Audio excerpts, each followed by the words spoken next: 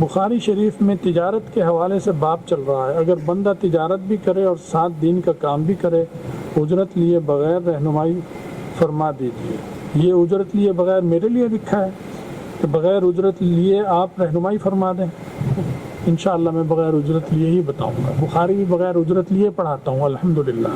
ان اجری الا علی اللہ، اجر مجھے اللہ دے گا انشاءاللہ۔ سمجھ گئے؟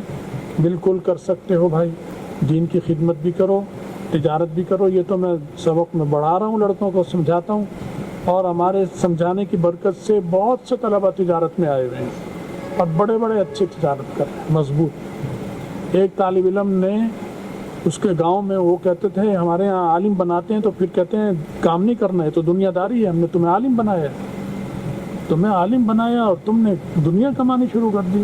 جاہل لوگ تجارت کو دنیا سمجھتے ہیں، حالانکہ تجارت بھی عبادت ہے۔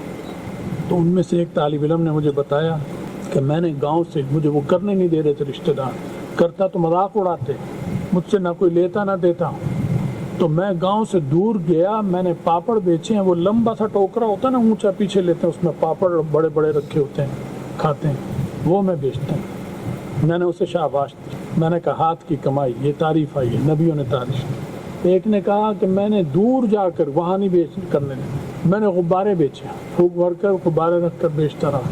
میں نے کہا شاباش، تو نے صحیح کیا، کرو دین کی خدمت بھی کرو، تجارت بھی کرو۔ سمجھ گئے بات؟